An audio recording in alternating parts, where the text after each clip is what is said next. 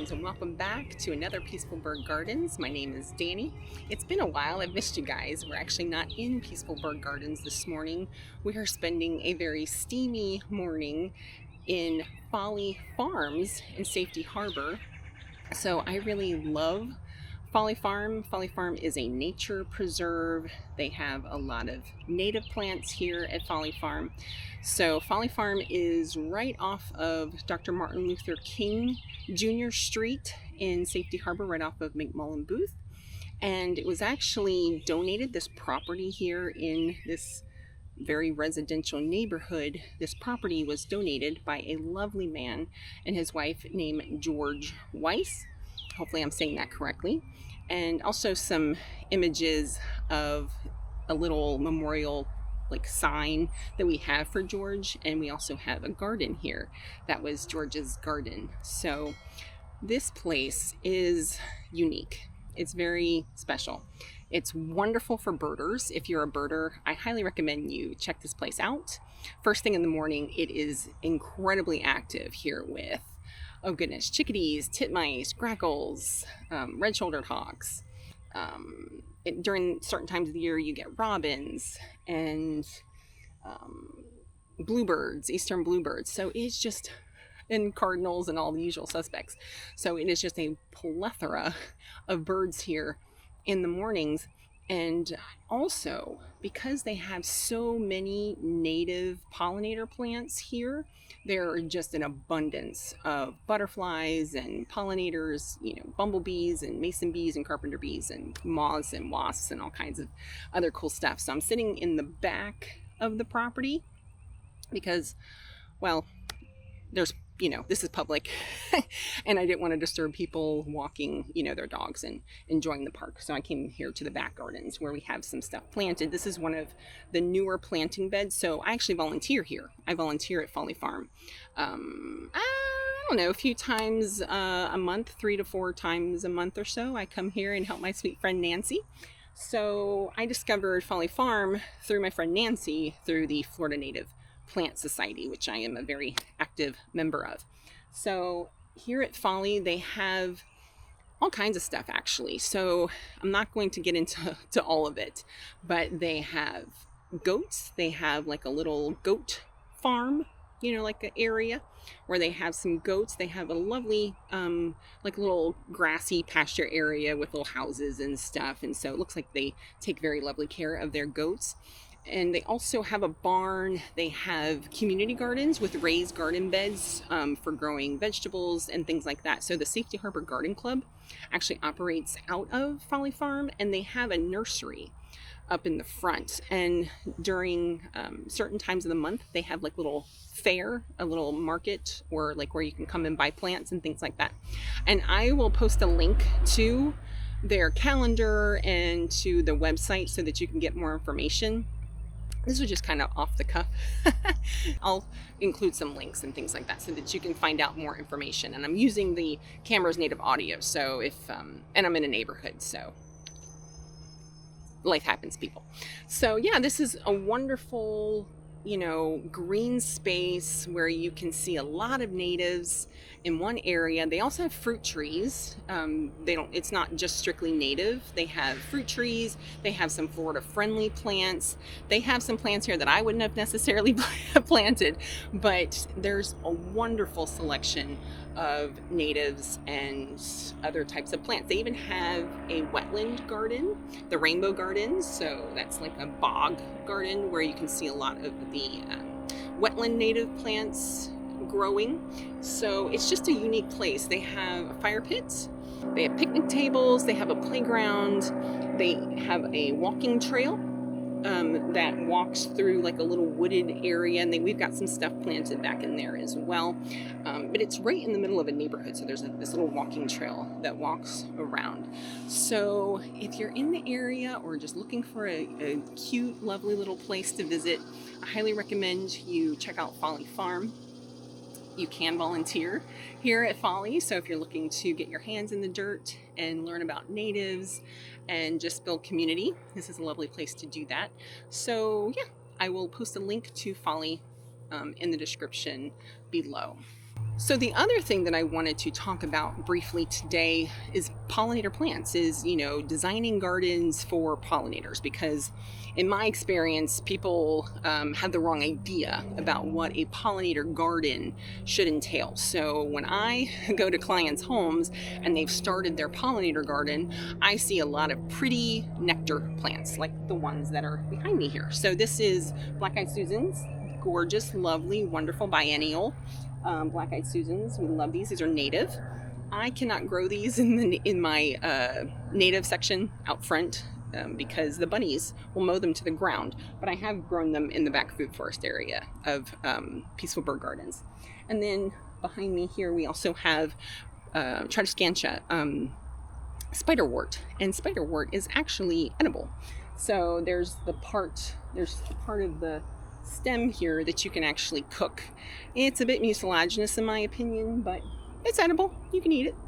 But these are wonderful pollinator plants, and they like a bit of moisture in my experience. These can actually grow, Black-Eyed Susans can grow in quite dry environments, but the spiderwort wants a bit of moisture, and they can grow in full sun, but they look much better if they're in a little bit of shade. Now, nectar plants are important, and having beauty in your garden is important. I'm not saying that's not true, but butterflies need more than just nectar. Butterflies and pollinators can actually drink water. They can actually drink water. So you can put out little, if you've ever seen those little drinking reservoirs that people have put out for pollinators with pebbles and stuff like that with a little bit of water. That's something that you can also do for pollinators as long as it's not in full direct sunlight. But host plants, pollinators, specifically butterflies, moths, skippers, the macro butterflies, they need host plants, or plants that they have developed relationships with that they can lay their eggs on, that their young can then devour and eat. So those plants are very important. And there are specific species of butterflies, skippers, moths that have developed relationships with very specific families of plants, like monarchs on milkweed. And I'm going to talk about milkweed in a minute, so stay tuned for that. So giant swallowtails on citrus. And then there are certain species of butterflies that like the magnolia families. And there are some butterflies that like the rose family of plants.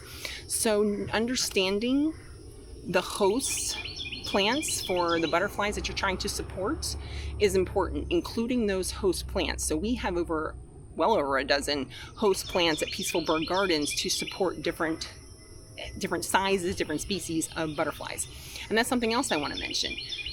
A lot of people focus on the big, beautiful butterflies like sulfurs or Gulf fritillaries or monarchs or the swallowtails, but there's all of these little tiny skippers. There's these little, sweet little butterflies that are really, really small that people generally don't even think about, that also, we want to support. They're important too. They're beneficial. So we want to support those as well. And having host plants for them is really important. So we need to incorporate grasses, bunch grasses, native bunch grasses into our pollinator systems, not just nectar plants. So we want to make sure that we are also providing flowers throughout the year, not just certain times of the year. So butterflies, they don't reproduce all year long. They're not just constantly reproducing all the time. That's not true. Everything has a season. But we want to make sure that we are providing for them not just when they are reproducing, but also other times of the year as much as we possibly can. So there are pollinator plants that are native that flower all year, and that is something that I try to focus on to make sure that I have flowers for my pollinators all throughout the year, not just in the springtime or in the fall when a lot of our wildflowers are blooming. So that's something to keep in mind.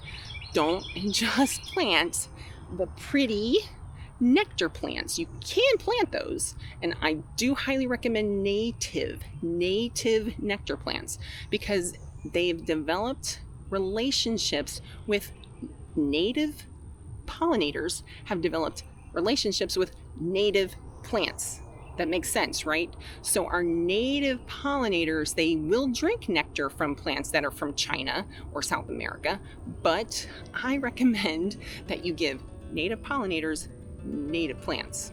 Okay, makes sense.